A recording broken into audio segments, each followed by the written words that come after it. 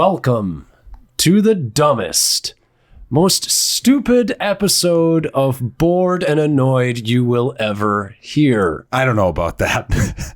Well, I mean, we're talking about one of the dumbest and stupidest things It is in existence. dumb and stupid. Even though that means the same thing, so really it's redundant. It's redundant. Right? Welcome to the most redundant podcast you'll ever hear. This is Bored and Annoyed. I am home at the movies. And I'm Jackson, and it sounds like everyone already knows your opinion on our big review this week. Maybe I'm acting. Oh, yeah. Your acting is about as good as Jason Statham's. I'm part of an improv group now, and this is a bit. This whole thing. Loved it. But yeah, we're talking Fast and the Furious today. We're talking Hobbs and Shaw, and I thought the topic was where do you go next with the Fast and the Furious, and Home thought the topic was next Fast and the Furious spinoff. So we have two topics. Yes, we have two topics. We're actually just taking the whole franchise on. You just have the main series. I got the spinoffs. Right. You've got the movies. I've got the Disney Plus. Oh, the Disney. Yeah, there you go. Yeah, there you go. That makes sense. All right. But as always, bringing you the most important and the most entertaining news that you will get all day. It's the movie news with a couple of rabble-rousers, Jackson and Home at the Movies. It's Bored and Annoyed with the news. We're starting off with the biggest thing. Andy Serkis is officially signed on to direct Venom 2. Starring Tom Hardy again. Basically looks like the whole cast beside Riz Ahmed is coming back. Okay, so my opinion on this is he's not helping his career because Mowgli wasn't very good, and this is going to be terrible. So, and it has nothing to do with him, the reason why I don't think this is great for him. But I mean, he has to take the job. It's a huge movie. Yeah, I mean, he does have to take the job. I mean, after Mowgli didn't really do much. It didn't make many waves on Netflix. Didn't go to theaters, and it didn't make waves on Netflix. Nobody was really talking about that movie when it came out.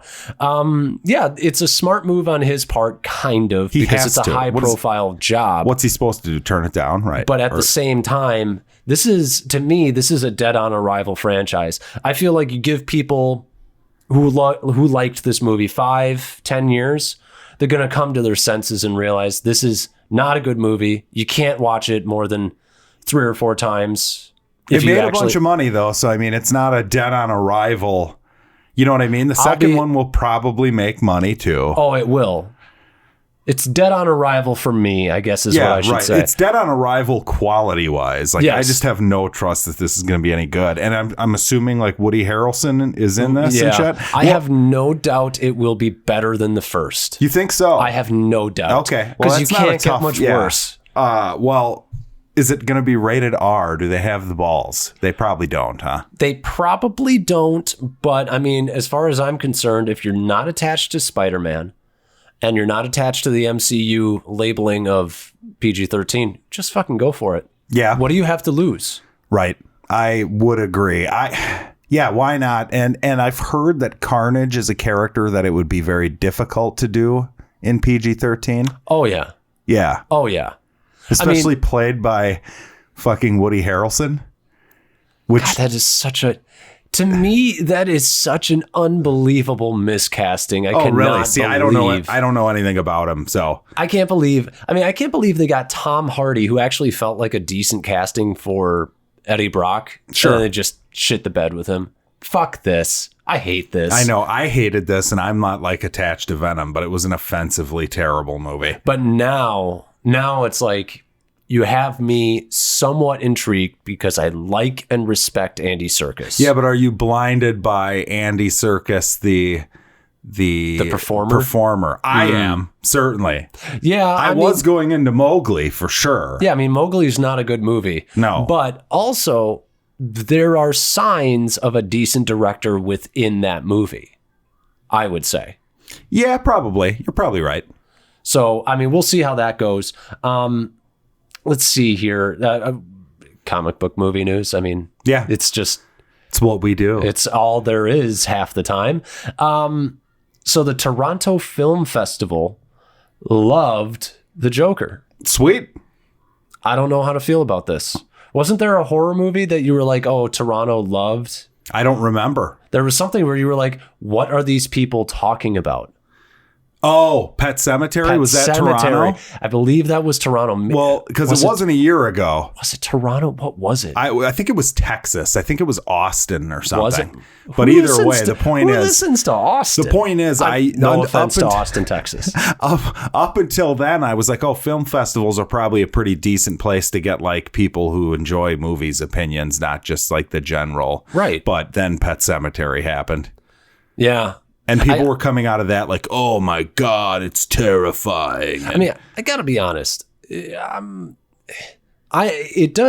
makes me second guess everything that comes out of a film festival now, because that movie was awful. Yeah, it was bad. I mean, I didn't think it was as bad as you did, but it wasn't good. Yeah. That's for certain. So I really, and there's a part of me that says, really would love for this to be great because it's Joaquin Phoenix. And I think he's the one thing you can hang your hat on. It looks good. It looks good. The director has me very cautious. The Hangover guy? Yeah. Yeah. Well, I mean, to me, he's a workman director right now. I haven't seen anything of real This note. is going to be it.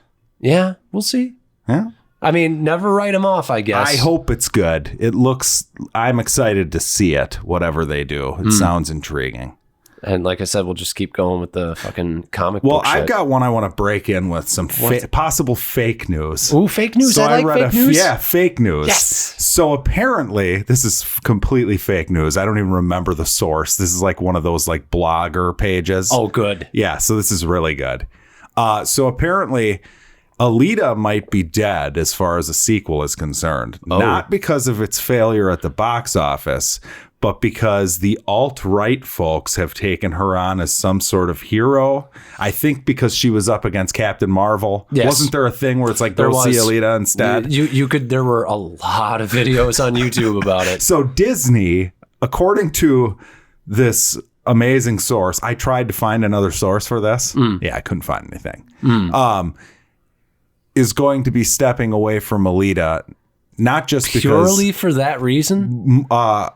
In very large part for that reason. That's an interesting fake news. It's an interesting fake news. I mean, you gotta want who. So we talk about fake news and we talk about slants and everything. Yeah. What's the slant on this? Is this, I got to wonder, like, is this an alt-right page that is trying to say like, get mad about this? I'm sure it is. Yeah. I'm sure that has something to do with it. For sure. Because then it's just the whole like, don't you feel victimized? Right. Don't you feel put down? Fuck you, Disney, and your liberal bias. Yeah, well, sons of bitches at Disney, Alex. Those assholes. But yeah, apparently, you look up like Alita alt-right and it is hilarious. There are and most of the stories are about the fact that it's taken on an alt-right thing. It's really weird. You probably have to be looking for that, right? You'd have to be like online running into it and actually watching the bullshit or what? I mean, in all honesty, you just, for a while there, you just had to look up Alita on YouTube. And it was it was an enclave. Well, because it was another woman-led movie that didn't take as much of a political, and they're just fucked. They're pissed at Disney all the time, right? I mean, these lunatics. Well, and they're just. I don't even think that it took, because I don't even think Captain Marvel was all that political, other than that one bit near the end. No. You're right. You're right. It almost advertised itself as it was going to be more like feminist than it actually ended up being. Yeah, if that makes sense. It was just Brie Larson and Brie Larson's sort of outspoken nature. Pain in the ass. So I mean, yeah, you're right. Yeah, that's true. So I mean, I don't even and anyways, if that's true, that would suck. But it's totally fake news. Yeah, fake news. We got another thing. Taron Edgerton. Okay. He said he actually would really love, because there's been a fan casting for him to play the new Wolverine. Okay. And he's like, I don't know if that's necessarily realistic, but I would love to be in a Marvel movie. Of course you would. They make billions of dollars. No shit. So I liked that. And I liked the fact that he kind of was like, maybe it's not the most realistic just because I'm a short kind of guy. But is Wolverine tall though, or is he short? Yeah, he's short. He's like really short. I don't know. I'd be up for that. He's like 5'5" or some shit. That would be fine. That wouldn't upset me. Yeah, I'd like to see it. Yeah. I mean, that's going to be a tough role to recast, isn't it? It's going to be really tough. Yeah. I mean, possibly, definitely in the conversation of the best superhero casting in the last 20 years. The conversation. I mean, as far as performances go, yes. But as far as like, there were slight alterations to him as a character I was not a big fan of. Right. But people are attached to him as the character. Agreed. Right. Yeah. I'd say Patrick Stewart might be one of, if not the most perfect. He is perfect. Well, he's Professor Xavier. Yeah. They didn't really have to look very hard for that. Yeah. Yeah, I don't know. Let's see. Oh, more comic shit. I'm sorry. I'm sorry. We got. I'm sorry. That's all there seems to be. That's all we got today. Kevin Conroy of Batman the Animated Series fame. He was the voice of Batman for anybody who doesn't know. Greatest comic book animated series of all time, hands down. Not even debatable. The old Batman animated series. It's fucking incredible. Anyways.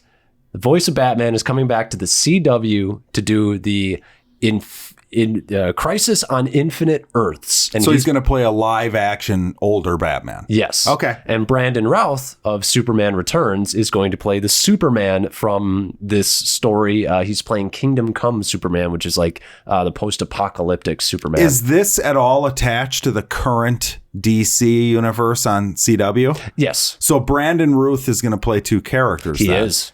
Okay. I guess he's a fine Superman.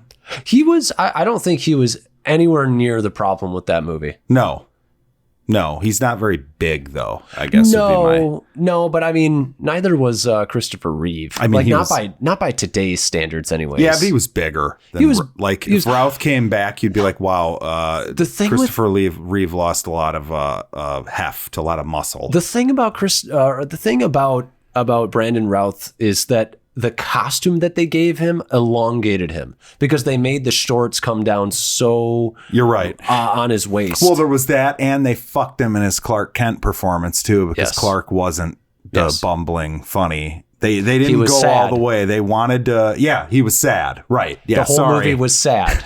It was a sad movie. So we've had the good balance, which was the original series with Reeve. That was the right way to do Superman. And since then, we've gotten sad Superman and angry Superman. So Warner Brothers reminds me of like myself when I play darts. They're constantly overcorrecting. Sure. Yeah. Or bowling. That's another one where that happens. Yeah. Yep. So I'm getting back to the news though. I'm really excited for this. This is amazing. We're still going to get the Superman that was in the Supergirl show. Okay. God, it's fucking weird. Which the funny thing is like that Superman. He's pretty good. He might be the best live action Superman in like the last 20 years. Well, because, okay, say what you want about how cheesy and stupid that show is or feminist that show is or whatever. That show gets the tone of Superman. Fucking Kara Kent or Kara Dan or whatever the fuck her name is. Kara, whatever. And I watched 2 or 3 seasons of this. Kara acts more like Clark than any Clark we've had in decades. The first season is actually highly enjoyable. I think it's a good show for what it is. In all honesty, I think it's the best. When I stopped watching those shows like a year ago or whatever, at the time I was caught up with it. Mm-hmm. It was the best one. It was the best one. Right. There was a dip in quality when it went to the CW though, because the first season was on like NBC. Yeah. And there was a noticeable dip in quality. More special effects budget on the first season. Yeah. And what's her name? Callista Flockhart was pretty great in the first season. She was great in the first season. She was a great addition. Yeah. I mean, it really is just sort of, it's like the She-Ra syndrome. Just take a character and invert them to a female. Right. Yes. You know, correct. She was the Perry White, but anyways. The best Perry White we've had in 2 decades too. Honestly, it's true. If Lawrence Fishburne's Perry White is awful. Although I did like Frank Langella in Superman Returns. I thought he was okay. Oh yeah, he was okay. He was okay, right? He was given nothing. Yes, but, yeah. That's we're really just about it for news. Hobbs and Shaw, our main topic this week, made 180 worldwide for its global debut. Jesus, it made actually just basically an even 60 mil in the U.S. Which is actually right where they were pegging it as far as budget was 200 mil, right? Was it? Mm-hmm. Oh shit! Isn't that fucking crazy? It's going to make its money back. You think so? You think it'll double? Yeah. There's a big asterisk next to it, which is it didn't even open in China yet. Oh, and China! China's going to love that shit. Oh, they love the fast franchise. The Chinese just keep all of our franchises alive and well, except for the ones we want them to, right? It's so sickening. It's so sickening. You think someone's taking our show and getting it translated into Mandarin so that they can listen to it in China? Highly unlikely. Yeah, I doubt it. If you want to be the translator for the show, you can drop us a line at Bored and Annoyed. Perfect. We will pay you nothing. I mean, yeah, it's a payless, thankless job. Right. But, and then the last thing about that is that Tyrese Gibson had a little fun to poke at these guys, making fun of The Rock for going off and doing this spinoff and saying, "Oh, it only made 180 will. Oh, but The Rock he went on Twitter and kind of so he's talking shit. Yeah, he went out and talked shit. Yeah. Yeah. Thanks, Tyrese. Like, who are you? The fact that all you have left is the Fast and the Furious. Yeah, that's all he's got. It's like watching a man trying to eat himself. Right. Why are you doing this? Yeah, it's pretty bad. Bite the hand that feeds. I don't know. It's embarrassing. I mean, you're an adult. What are you doing? I mean, he's Tyrese, man. He's a big deal, apparently. But anyways, that's the end of the news. All right. Do you want to go into our main review? Yes, let's discuss. Let's discuss the greatest movie of the summer. Hobbs and Shaw. Wait, Fast and the Furious presents. I forgot about that. I forgot about that. It's not a subtitle. I don't know. What is that called? It's a uptitle? I don't know what that's a good question. For all you linguists out there, shoot us. Okay, well, is a Star Wars story a subtitle for like the Solo movie or Rogue One, or is that not a subtitle? Is that a different thing than a subtitle? I really don't know. That's weird. Yeah, somebody answer that, please. Yeah. Sorry that we don't have interesting questions for you to answer. No. But, yeah. Anyways, I loved this movie. The character writing was fantastic. The acting was some of the best I've seen all summer. The action, I felt it in every scene. And it had like a really powerful message. How was that for acting? So you hated this? Oh, it was fucking atrocious. I did not hate this. This was so bad. I thought that this was everything that I expected and more. Because I'm expecting pure ridiculousness. This is the testosterone male experience from like the 80s or something. Let me with $200 million thrown at it. So I'm gonna flip the script. I see what you're trying to do here. You're trying to frame the whole conversation about expectations. Right. What were you expecting? Yes. This is exactly what I was expecting. It was just worse than I was expecting. Yeah, no. So I was expecting it, but like I was excited for the ridiculousness of it. Right. I mean, in the trailers, The Rock is holding a chain that's holding a helicopter that's off of a cliff, attached to 3 cars, and he's going doing the Captain America thing. I knew exactly what this movie was going in. It was still worse than I could have expected. It was something else.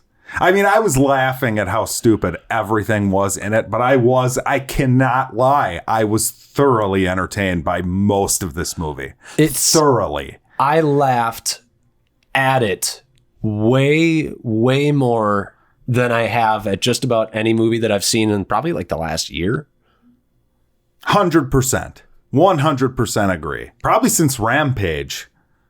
I'd say I laughed at it even more than Rampage. Oh, wow. Do you think it's worse than Rampage? I think it's worse than Rampage. I do not think it's worse than Rampage.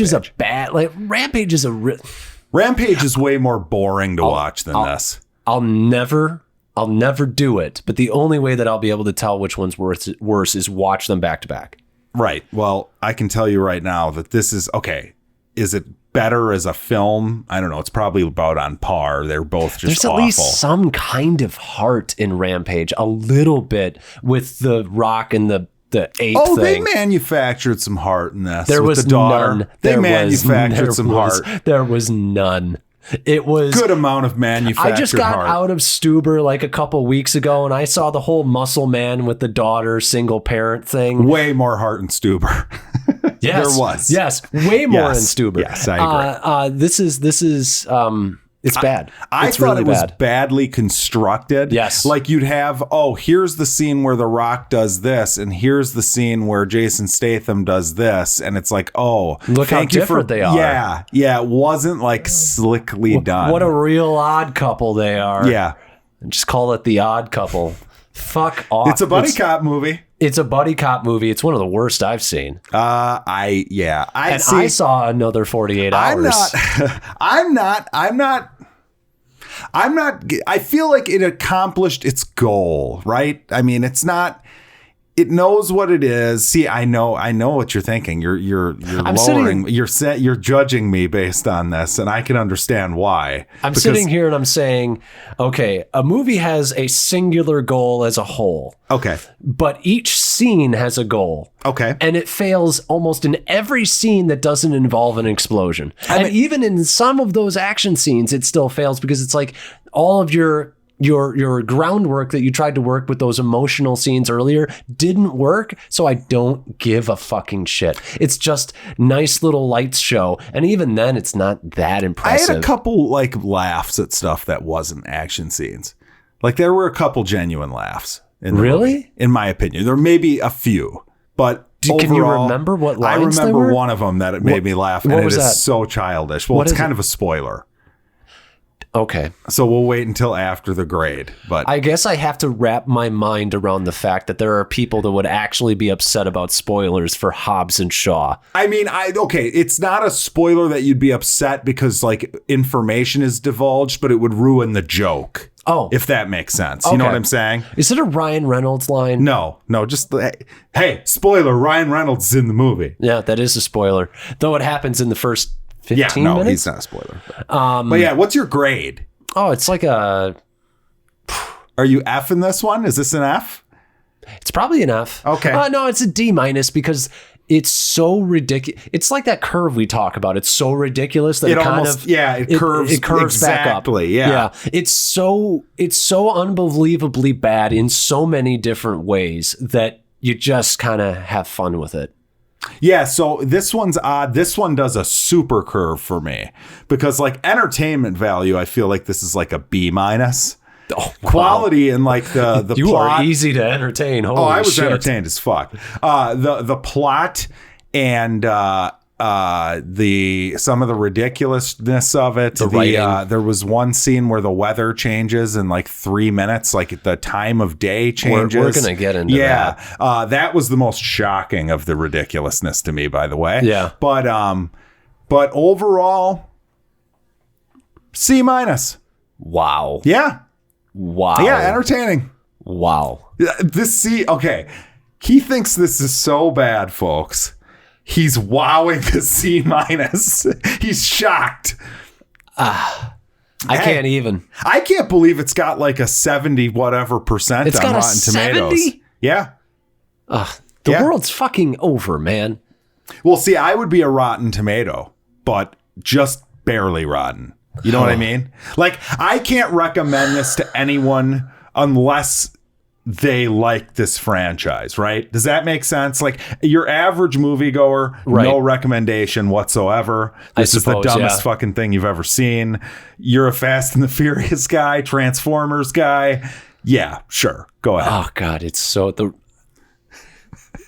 I'm just trying to accept. I'm trying to put myself in a Zen state because it's so foreign to me. This is insane. This is insanity. I haven't seen Fate of the Furious, but the 7, I knew exactly what this was going to be. I saw Fast and the Furious 5, which is the one where everybody says that it gets good. Fast 5 was one of the best ones. It's awful. Okay. Yeah. See, this isn't your thing. By the way, 67. I overshot it, but it is fresh. Okay. Let's talk about some of the just pure awfulness. So we're getting into spoilers?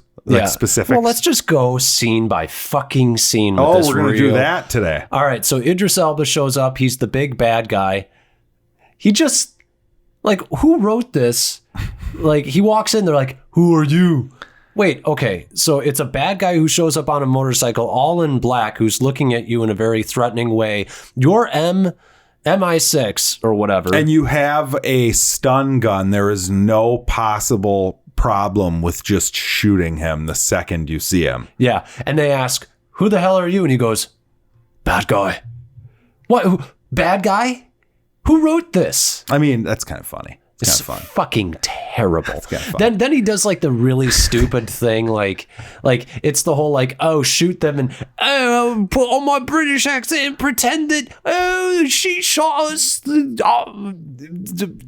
Fucking whatever his name is, sister shot us. It did that thing too, where none of them shoot him at the same time. Yeah. They all take turns shooting him while he disarms whoever it is that's the next threat. Also, we thought that stormtroopers were fucking bad. Nobody hits anybody in this goddamn movie. Unbelievable.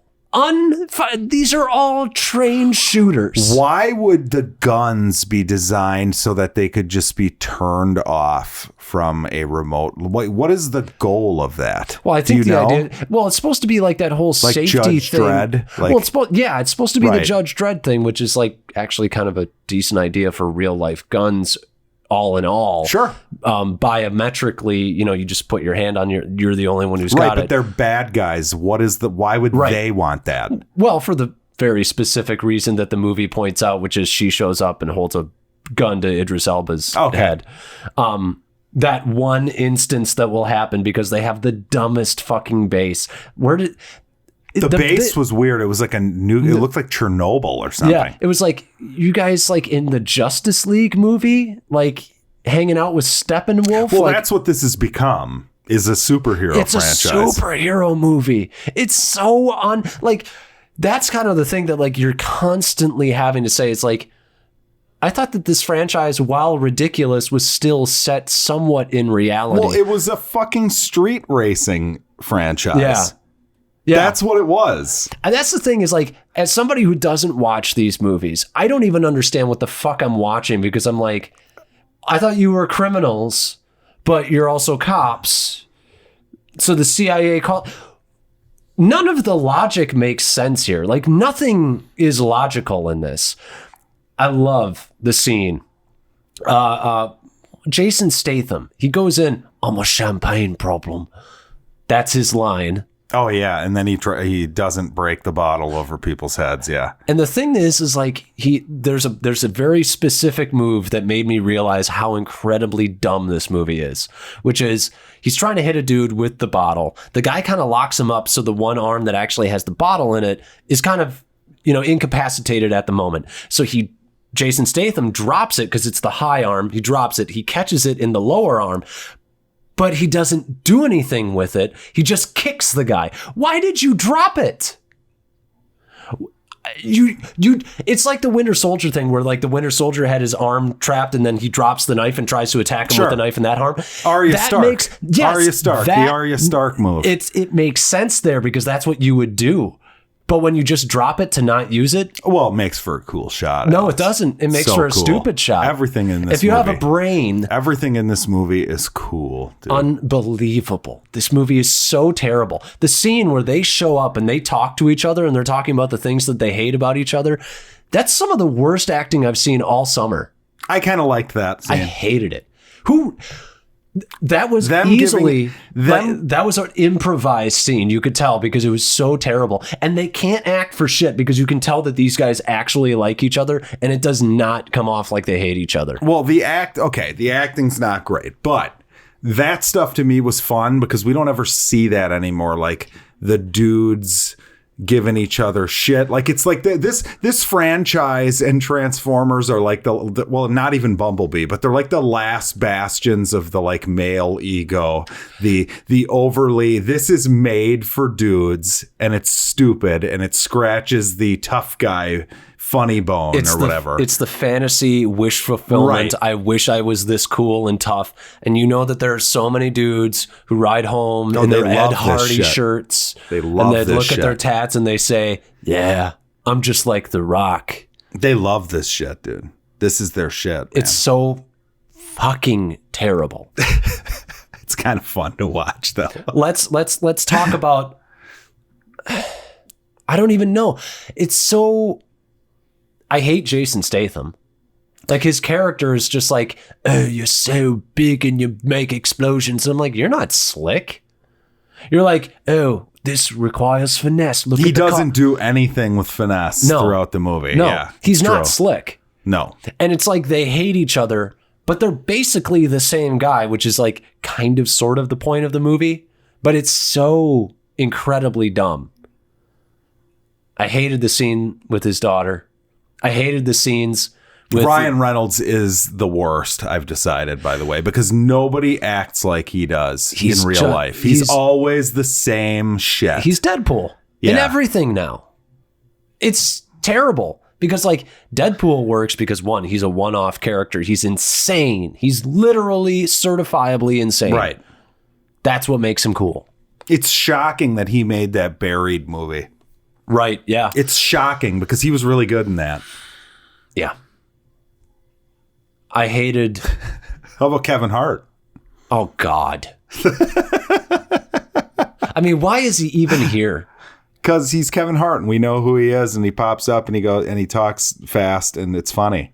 It's none of the jokes here are well constructed. Like, this is some of the worst joke writing ever. Well, the logic is terrible because he's a air marshal who can get a plane to them to take them to Samoa or whatever. Yeah.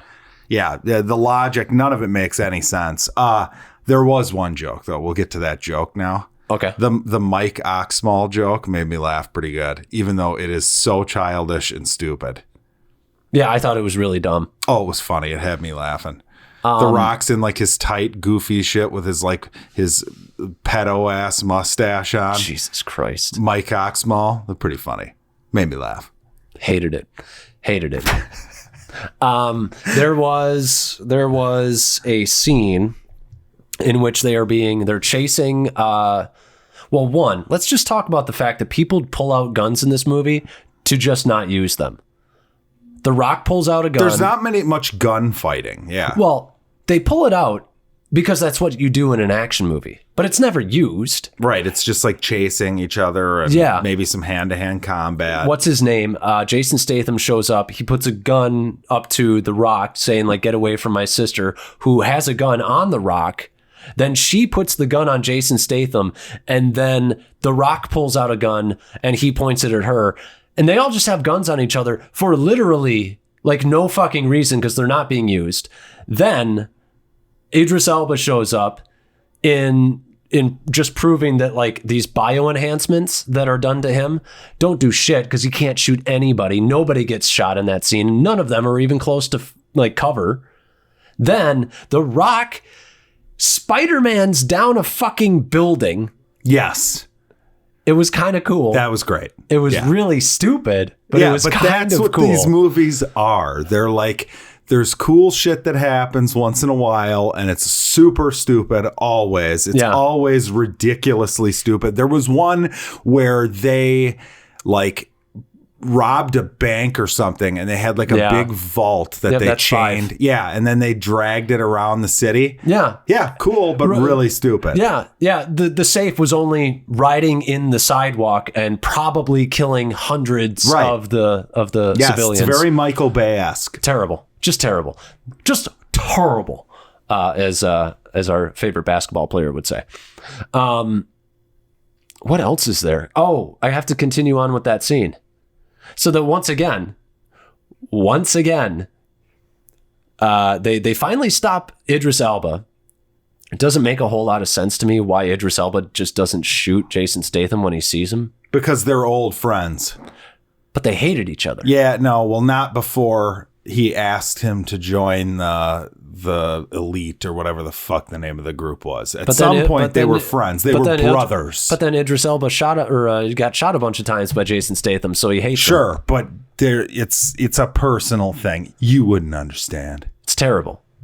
It's terrible. Not bad. It's fine. It's terrible. It's just fine. But anyways, they finally get away from Idris Elba for some reason. And they get in the car. They have enough time to have a little bit of witty banter for some fucking reason, even though a fucking super soldier is coming after them. But Jason Statham holds out a gun, points it at The Rock, saying, "Oh, just the girls getting in the car." And then The Rock... Why does Jason Statham have the gun on him if he's just going to let The Rock pull out a fucking gun? The Rock just pulls out a gun. He's not actually going to shoot him, Alex. Then why does he have the gun on him? Because it's an action movie, and that's what you do in an action movie. You threaten each other. Yeah, it's How about fucking in that dumb. scene, too? Wasn't that the scene where The Rock reached out the window and grabbed a guy who was driving on a crotch rocket and slammed him up against a pillar? That was hilarious and awesome and stupid. Amazing.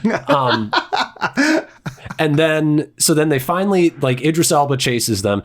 His bike makes Transformer noises. Like, there should borderline be a copyright infringement. It's very Transformers-esque, yes. Wait, does Universal own the Transformers? We're going to get to all that. No, they don't. Paramount does. Okay.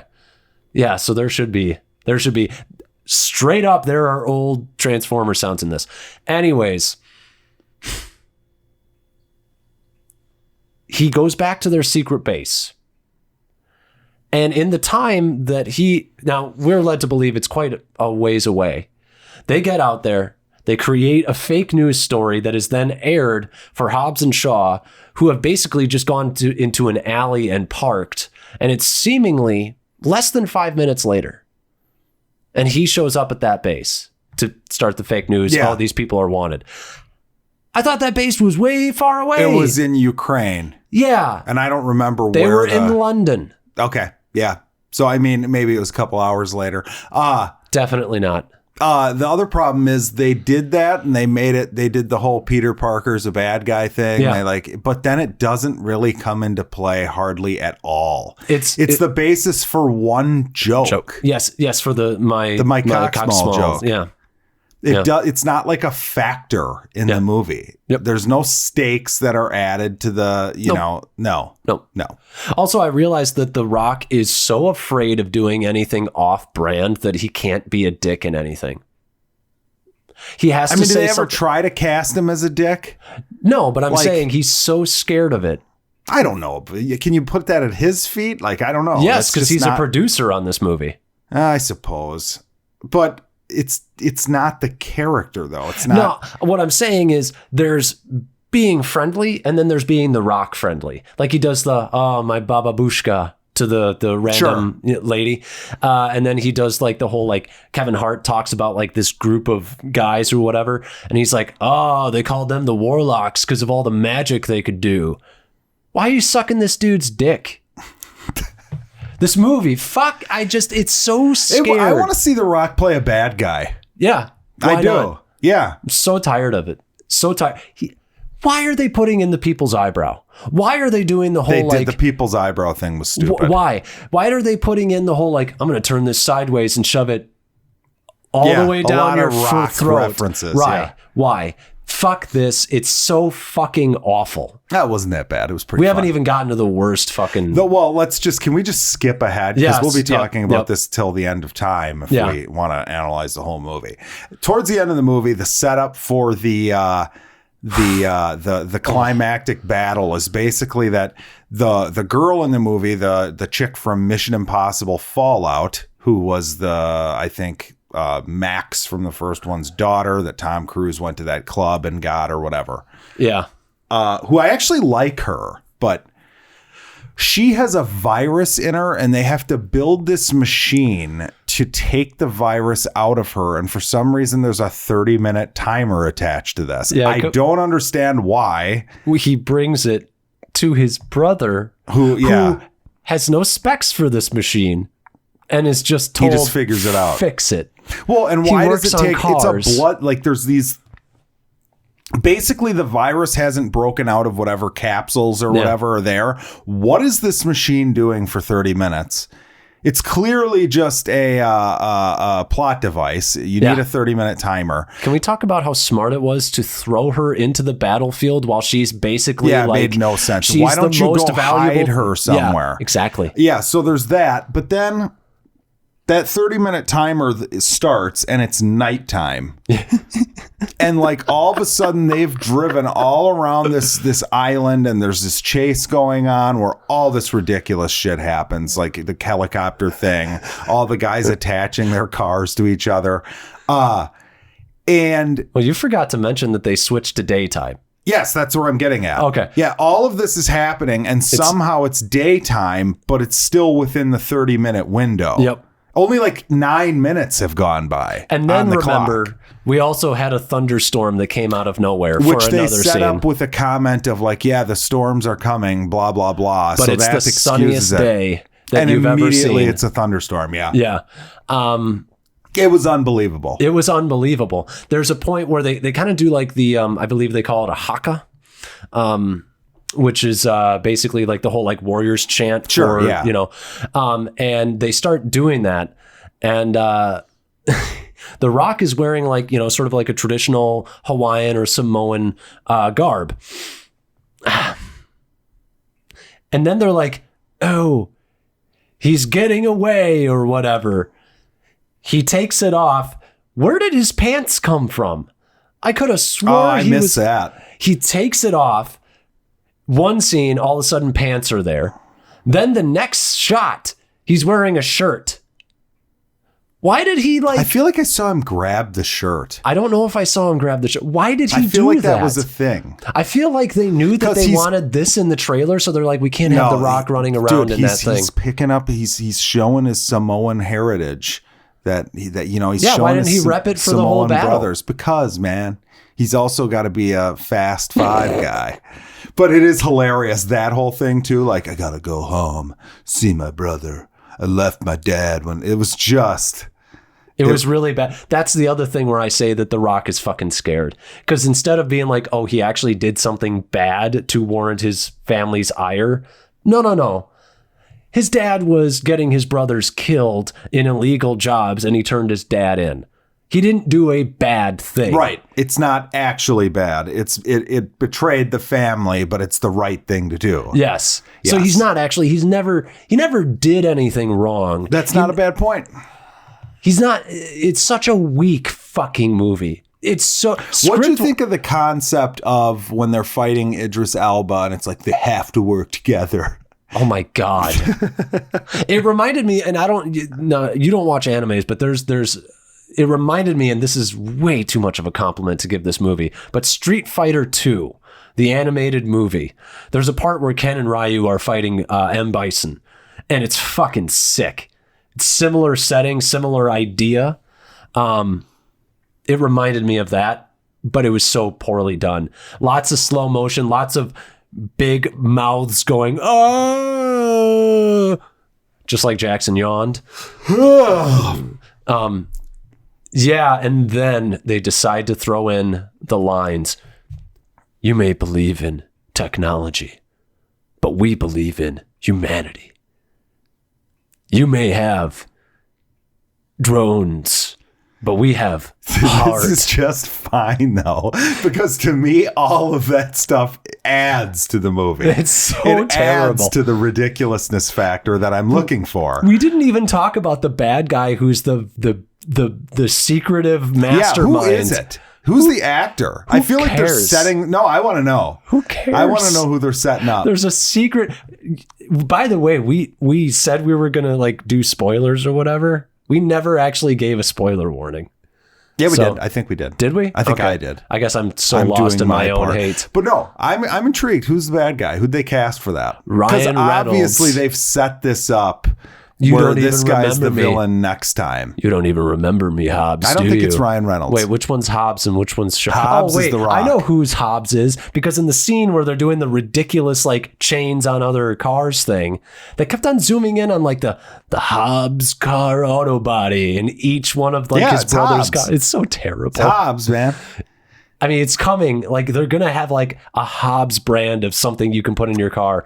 And it wouldn't be a Fast and Furious movie if we didn't see the almighty power of NOS. Oh, yeah. You got to have that NOS, baby. It's so terrible. That made no sense. That entire sequence made no sense. I can't believe they were like, The Rock is strong enough to hold a chain. He just had to hold it for a second, dude. He could do it. It would rip the skin off of his hand. But that's not what this kind of movie is about. Right. It's also just so unbelievable. It's amazing. It's amazing that this franchise exists and keeps going and making it piles and piles of cash. It's got to be one of the top, most successful franchises at this point. It is. It has to be. You could write this movie in an afternoon. A 12-year-old could write this movie in an afternoon. You're not wrong. It's fantastic. It's so it's fucking another terrible. benefit for it. It's 12-year-old dreams come true, Alex. Now, if they came out and said a 12-year-old wrote this movie, I would like this a lot more, because I'd be like, hey, makes sense. I want these to be made for the next 20 years. You know what they should do? That's what I want. Hashtag 12-year-old scripts. I want a 12-year-old to write the next script. It's going to be just as good. Oh, I don't know about that. It's going to be just as good. But yeah, are we done with this? Or I mean, I don't know if I'll ever truly be done with this. But I guess I the can't wait to go over. back and watch Fate of the Furious, since I haven't seen it yet, with Charlize. Yeah, and the whole gang. Gosh, I mean, it's got to be great. She is really slumming it there. No, it's not. See, I don't even think it's slumming it, because it's like everyone knows what this is at this point. Anyone who takes these seriously has a problem. You can't like turn that part off, that and neither can I, but like they know it's stupid, and I laugh at how stupid it is. But so I enjoy myself. Why can't you just try and put a little effort, like just a little effort in? It's true. There's no reason they couldn't be good. There's absolutely no reason. It's just lazy. But they would be good for us, but there's people that enjoy them more this way. I know. I mean, that's the other thing too, is like it doesn't trust its audience so much that every transition needs to be accompanied by a shitty pop song. Oh, and like telling you where the next scene is in that Fast and the Furious font. Yeah. Yeah, it's fucking awful. It's a movie that's made, it's the lowest common denominator. It's the movie. I don't even know what you, fuck it. I'm done. I'm done. I recommend it for Fast and the Furious fans.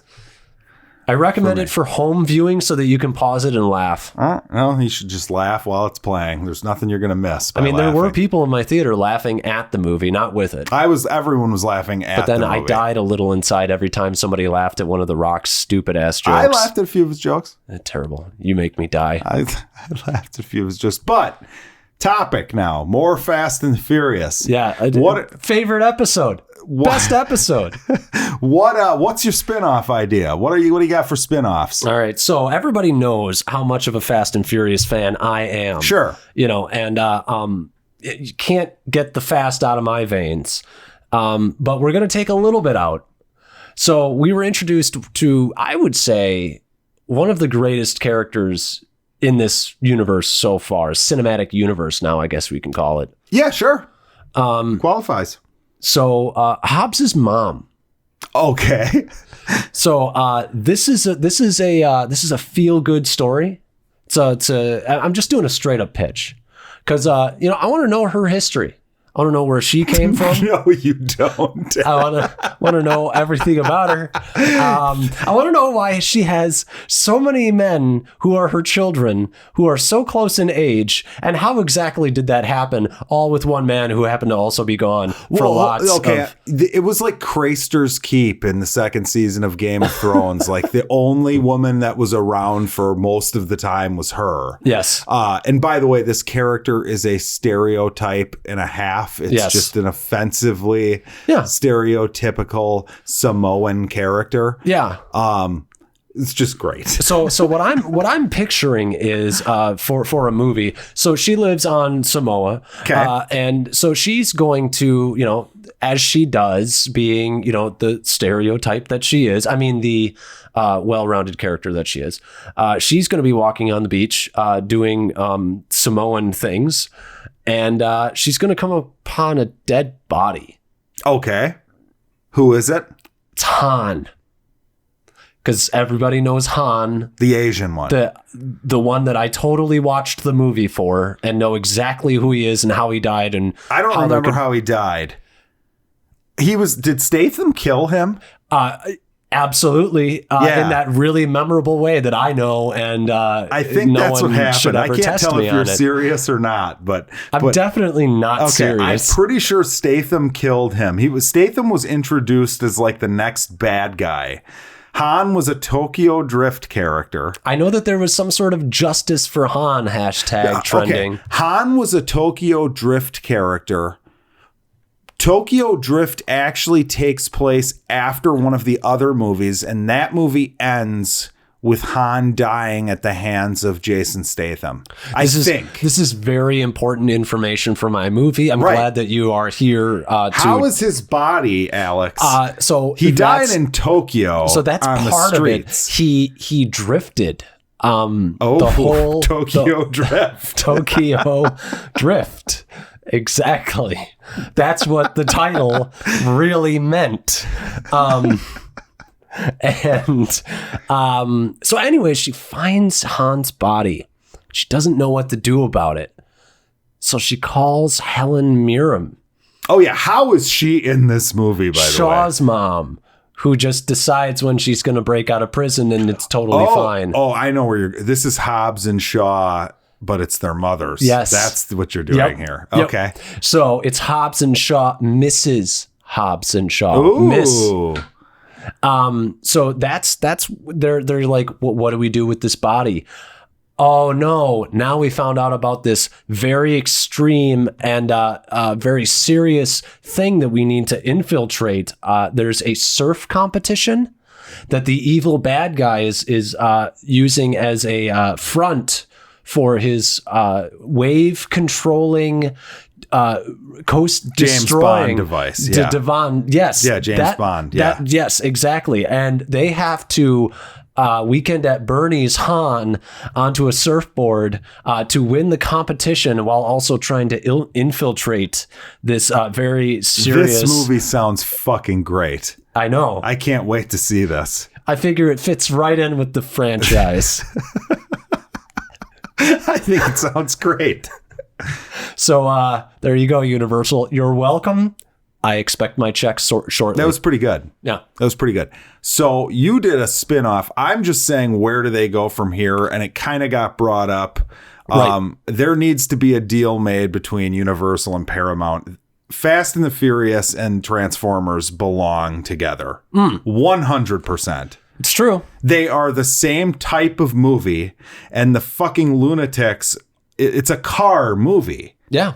It's a car movie. So Optimus Prime joins the crew for some heist action. Yeah. Family. We're all about family. Yes. Yeah. So you've got, and each of the Transformers like are paired with different members of the cast.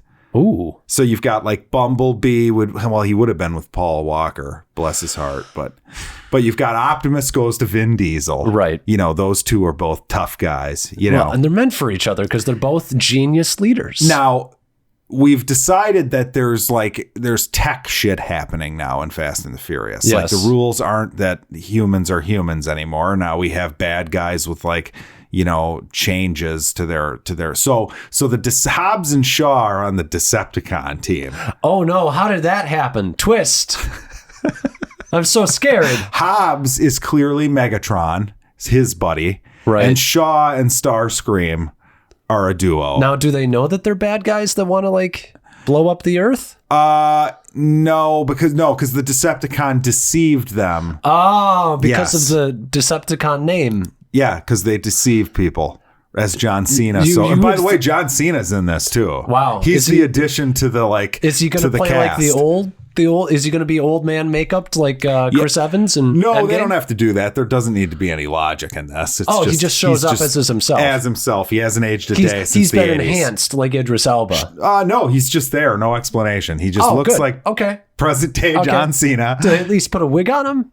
No, he's there's no explanation.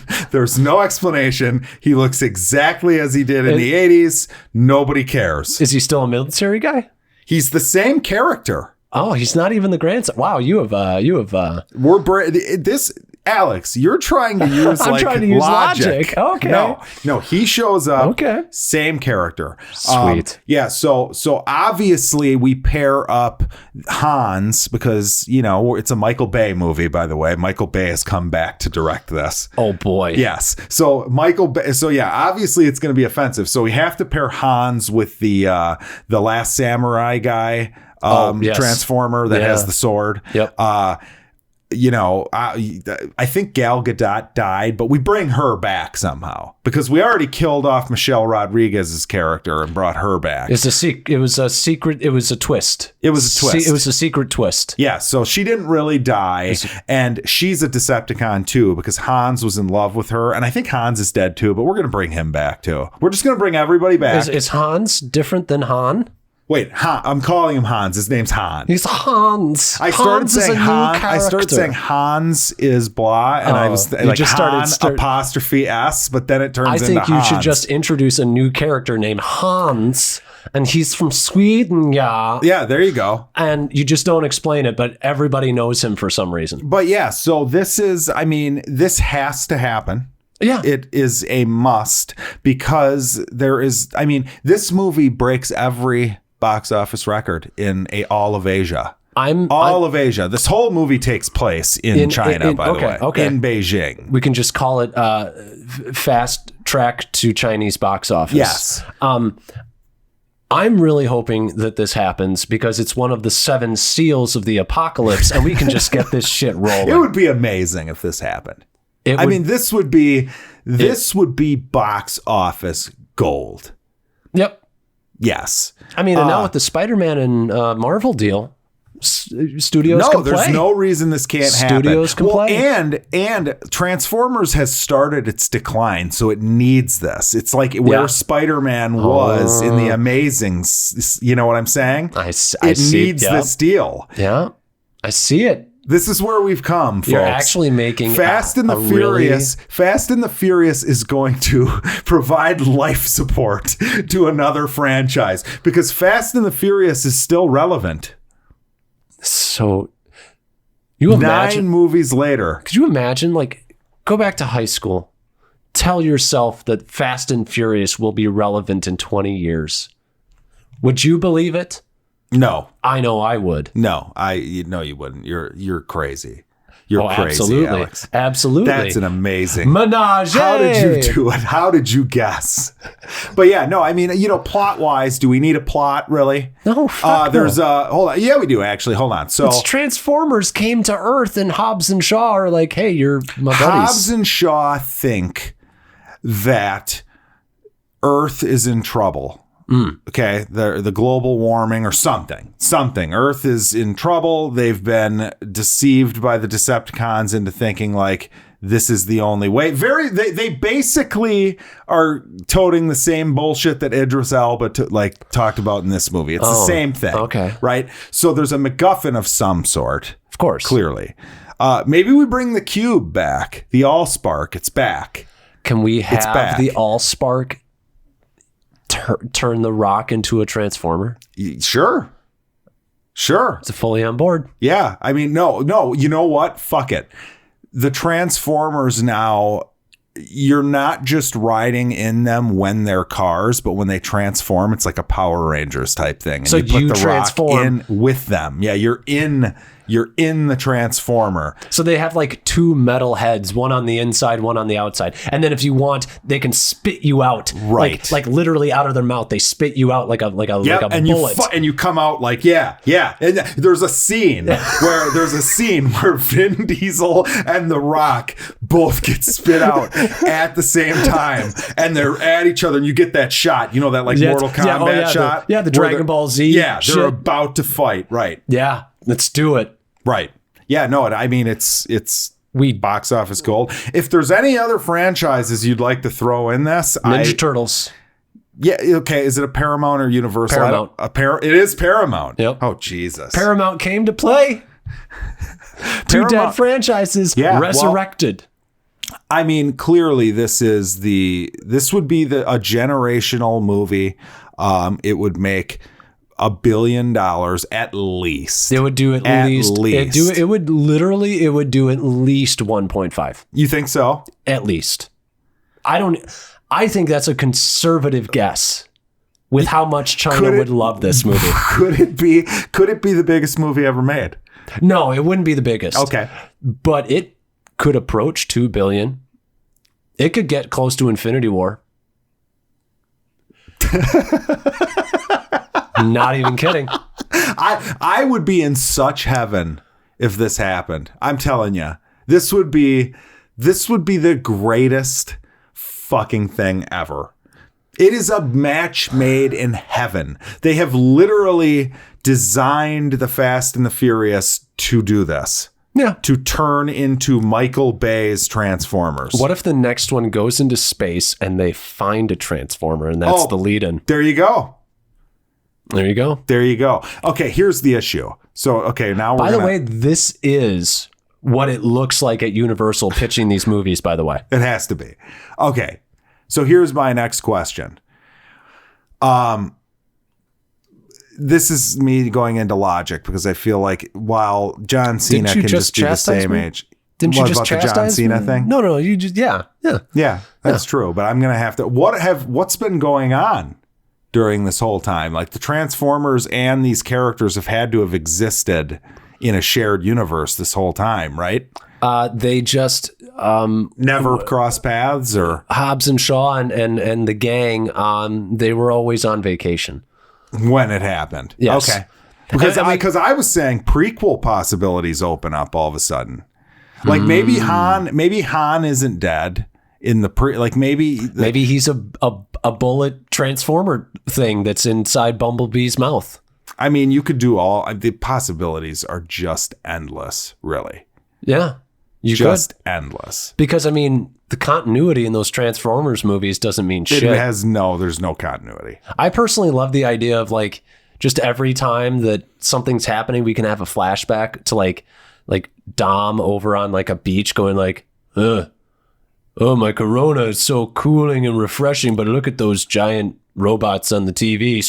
Sure glad I'm not there driving that vehicle. Dom could be the worst ever character in the history of movies. I can't stand him. We're a family. It's all about family. It's all about Actually, family. The end of 7 with the Paul Walker thing, they handled that pretty well. They really did. I thought it was pretty good. I never saw 7. Rest in peace, Paul. I do have Rest in peace, Rutger Hauer, by the way. We didn't acknowledge that last week. Oh, my God, yes. Old Roy Batty from Blade Runner. It's actually depressing. Yeah, his Tears in the Rain. Oh, it's one of the best monologues ever. Yeah, I would agree. And he was great in the first Batman too. Batman Begins. Yes. Yeah. I do have one more idea. A bonus idea. I have a bonus spin-off. I can't imagine it's going to top the Hobbs and Shaw Mrs. movie. There's one character that, in all honesty, I've always thought like this guy has a lot of potential, but I don't know why they don't utilize him. And that is Tyrese Gibson. Okay. So Tyrese, he's having a bit of a falling out with the rest of his crew. It's about like a family and what happens when there's a divorce in the family. And he's kind of been ousted by the team. And it's kind of a movie where it's one of those, like we loved like Die Hard, like one central location kind of things. Sure. Okay. That doesn't sound very Fast and the Furious-ish. he has transportation. It's just within the building. An elevator or what? He's at home and he's quite sad and he cries a lot and he makes internet videos and he rides his scooter around. Okay. That's pretty much the movie. I thought you were going to say like this is a big building and it's a go-kart Fast and the Furious. No, that's the Paul Blart crossover. Okay. No, he's in the house and he's crying. It's a very avant-garde film. Real new wave kind of stuff. So I hope everybody likes that one. All right. So I just came up with one. Okay. The Fast and the Furious prequel where they're all children and it's all go-karts, but it's Fast and the Furious. Oh, okay. The original gang. What about Big Wheels?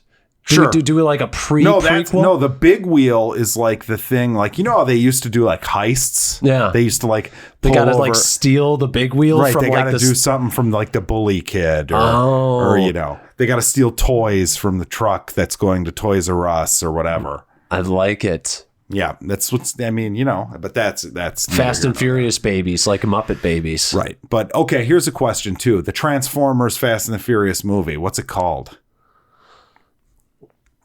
Fast Formers.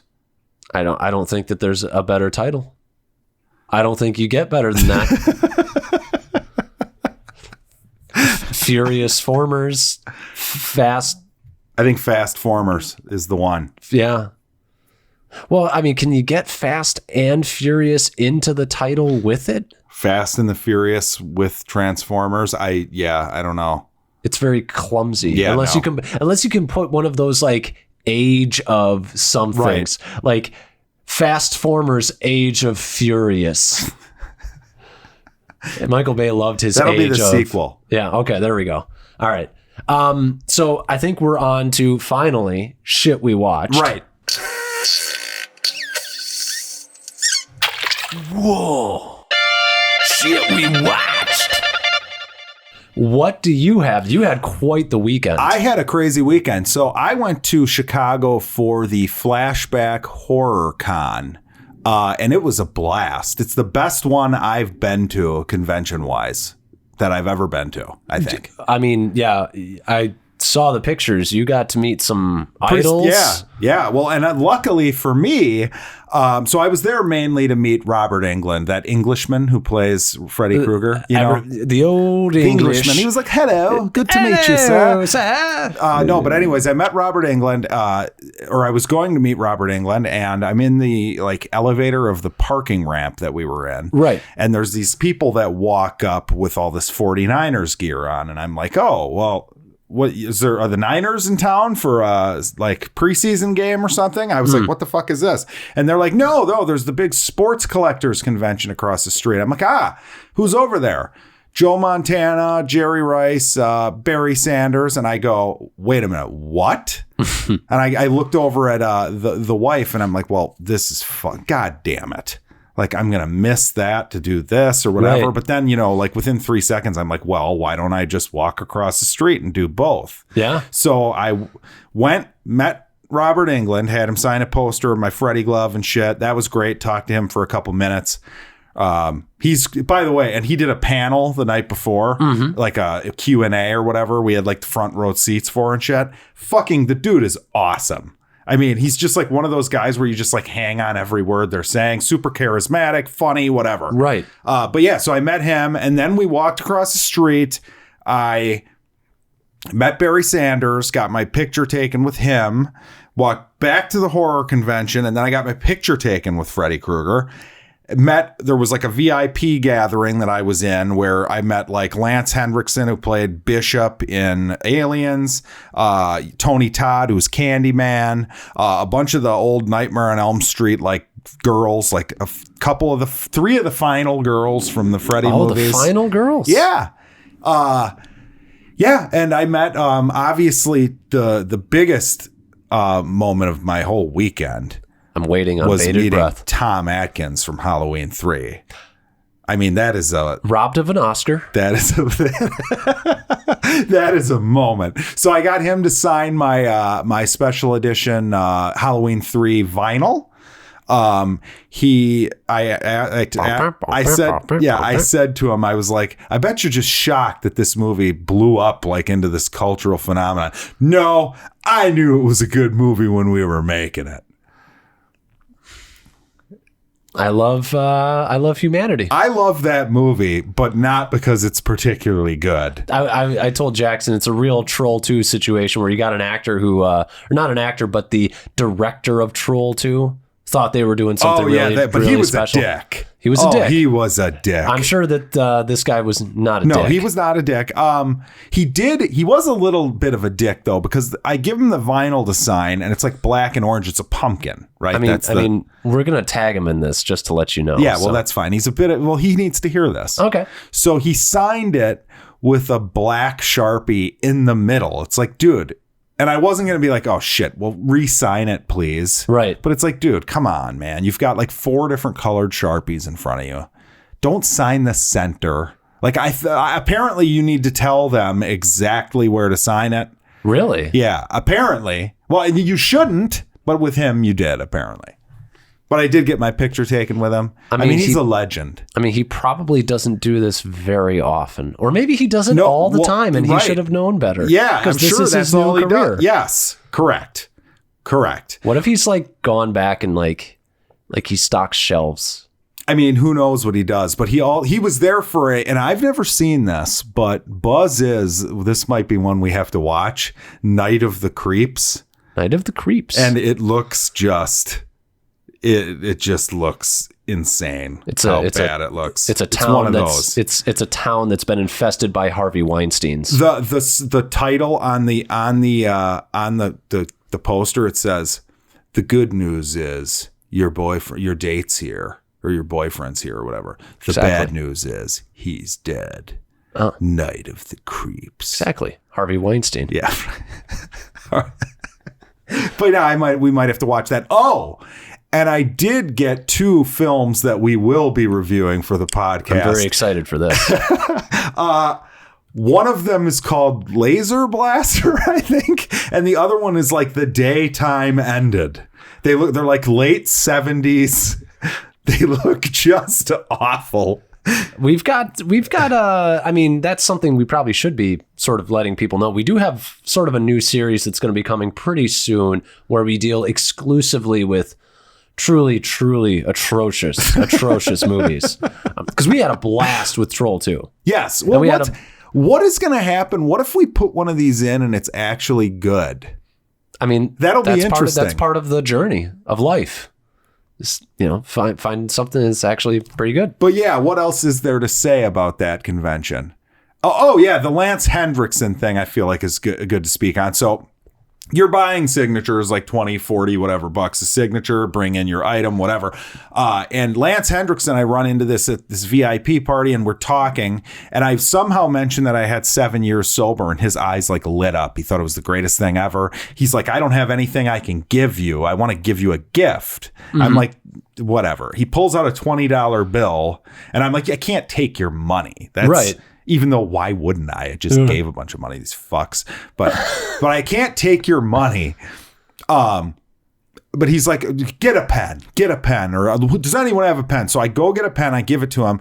And he writes 7 years on the 20, signs his name, and gives me that as... He's like, this is like an AA coin. Think of it that way. Like, keep this. So he gave me $20 that I'll never spend. Yeah. I had my picture taken with him. The guy, he found me later and talked to me. Awesome fucking guy. That's he really was cool. Thanking the shit out of everyone for coming. Like he was just a fucking great guy. A delight. You could just tell. Yes. Yeah, it sounds like it. Yeah, I mean, yeah. My regret is that I did bring an Evil Dead 2 vinyl, and Sam Raimi and Bruce Campbell were there. Oh no! And I brought a Spider-Man Blu-ray as well. Oh no! And you missed him? I didn't miss him, but Sunday came around and it was like 10 o'clock, and we get up and the wife wants to go home, and at this point I'm kind of ready to just drive home. I have a trip home from Chicago or whatever on a Sunday, and then we went down to the floor, and we thought that the store portion, the main floor opened at 10 a.m., but it didn't open till 11 a.m. And it was like stand around here. And then I had a time card to get in an autograph line for those two at like 1. So we were like, fuck it. So that'll have to be continued. Okay. I've met Bruce Campbell before, but the Sam Raimi meeting would have been pretty neat. Okay. I would have liked to have met Sam Raimi. Yeah. I did run into an interesting predicament, though, when I was getting ready to go. Let me get your opinion on this. Okay. Is this like Curb Your Enthusiasm kind of situation? No, but here's the question. Okay. Spider-Man 2 is the best Sam Raimi Spider-Man. Yeah. Bar none. Yeah. But Spider-Man's the original. Mm-hmm. Which one do you need to get signed if you're going to have one signed? Spider-Man 2. You think so? See, I went with Spider-Man. I think Spider-Man 2 is the one that it's the one that's the most classic. It will. I mean, Spider-Man 1 I think will stand the test of time. Sure. I feel, but Spider-Man 2 will be more readily celebrated. There's going to be people that think it's the best superhero movie ever made. Yeah, for a while. One of them's in the room. Yes.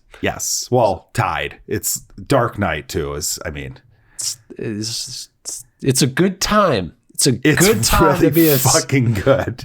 It's a good time for the superhero movies. I cannot believe the fact that Spider-Man 2, I would still say is, in my opinion, and I think anyone's wrong who would disagree with me, it's been out for 15, 16 years or something, and most people would probably put it in the top 5 superhero movies of all time. Yeah, if they've seen it, and it's stayed there. Yeah, for a long time now. Yeah, I mean, that's the sign of a classic, right? Yeah. So yeah, Spider-Man is one I grabbed, even though I'm a way bigger Spider-Man 2 fan. But I feel like getting the original Spider-Man signed would be pretty neat as well. Yeah, but yeah, Willem Dafoe.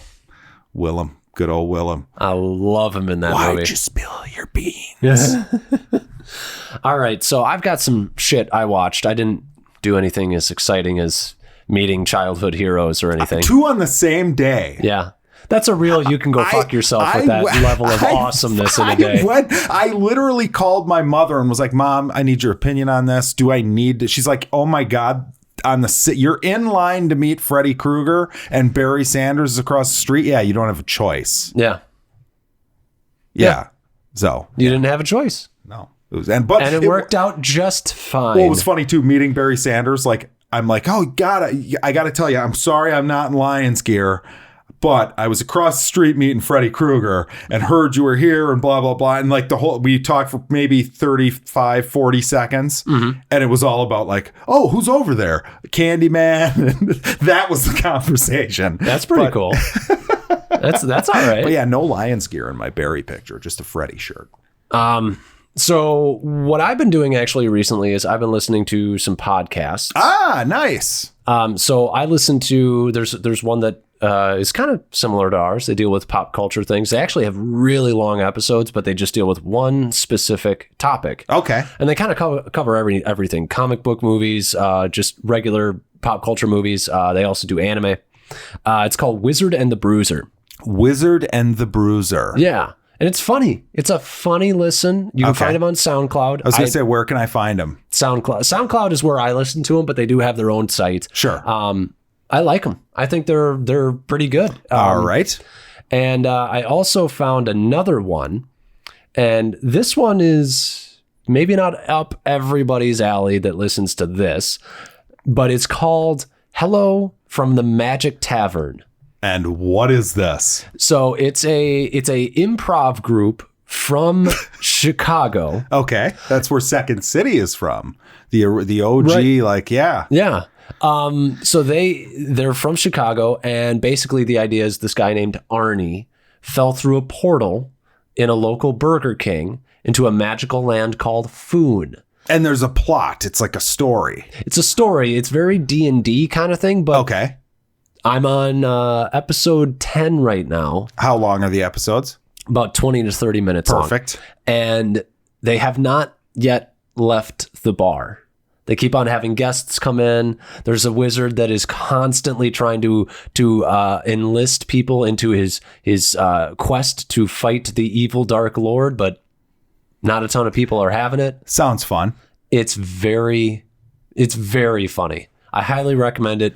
And then the other thing I've been listening to, just because it's from a genius, would be Harmontown, which is a podcast from Dan Harmon, writer and creator of Rick and Morty, and or co-creator. Which I need to watch that fucking show. It's fucking great, and one of the creators of Community, or the creator of Community.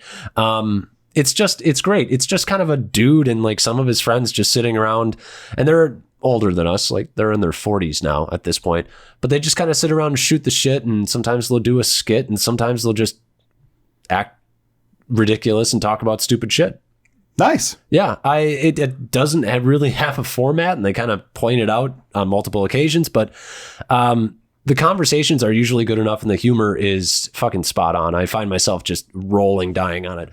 And then I think just about the only thing that I actually watched was I finally went back and revisited The Two Towers for the first time in a long time. Oh, really? Yeah. You just went straight to The Two Towers. Yep.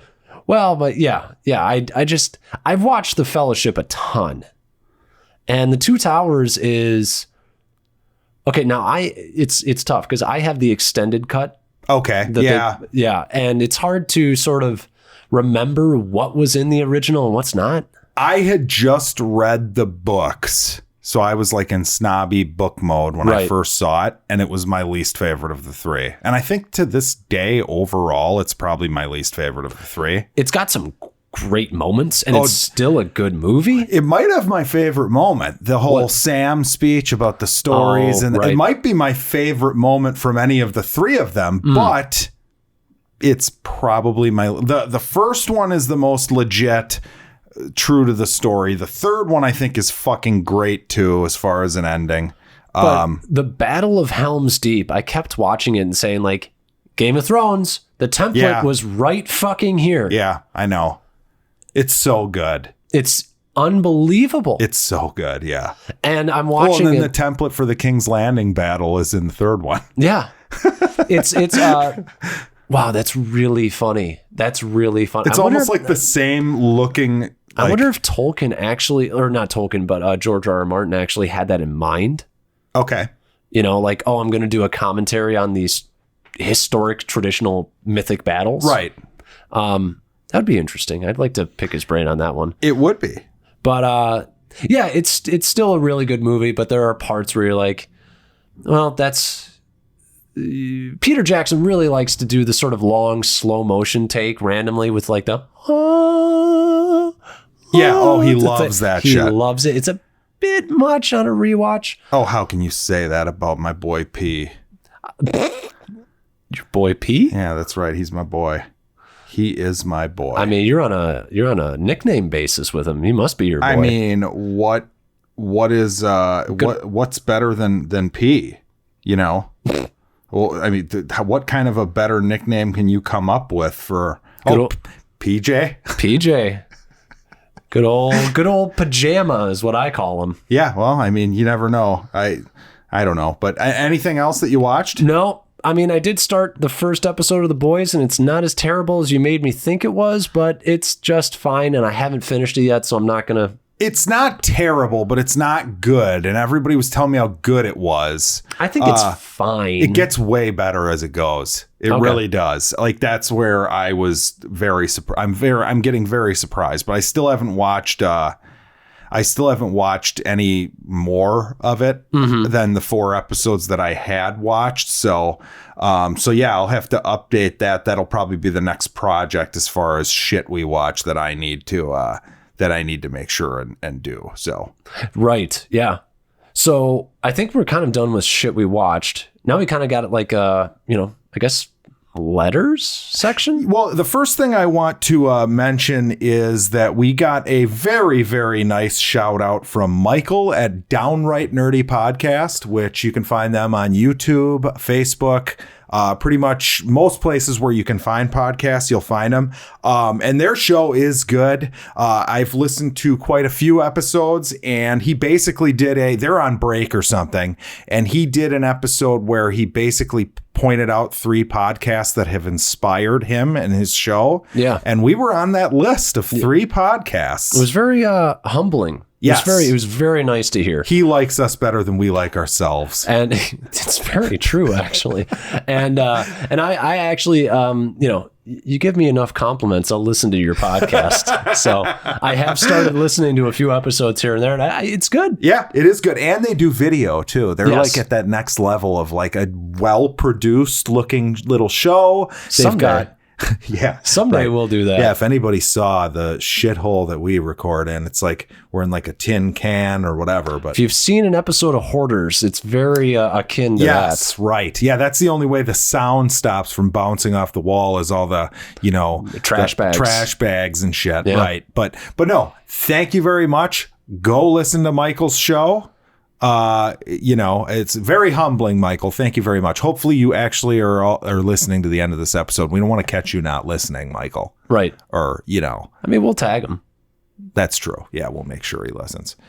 Tell him there's a shout out to him in the show, but it's all the way at the end. But don't tell him it's at the end. Right. You'd listen to the whole fucking thing. I would. Or you press around on the thing until you hope to hear some mention of something that sounds like we're talking about your show, or, because that's what I do. I feel like now you're trying to like give him as much room as you possibly can for him to find that Yeah, that's area. true. It's too much room. Right. We made it too easy. Never mind. Cut all this. Just cut the whole thank you and shout out, but very humbling. Thank you, sir. Yeah. I do want to shout out Union of Crowns. Oh, yes. I really like that we got some responses on the old soundtrack, the old intros. Yeah, it's great. So read his entire comment. So he says, not quite finished with this podcast. This was the buddy cop one? Yes. Okay. But you were right about the angry police chief in The Last Action Hero in 48 Hours. He's also an angry police chief in Loaded Weapon 1, the spoof.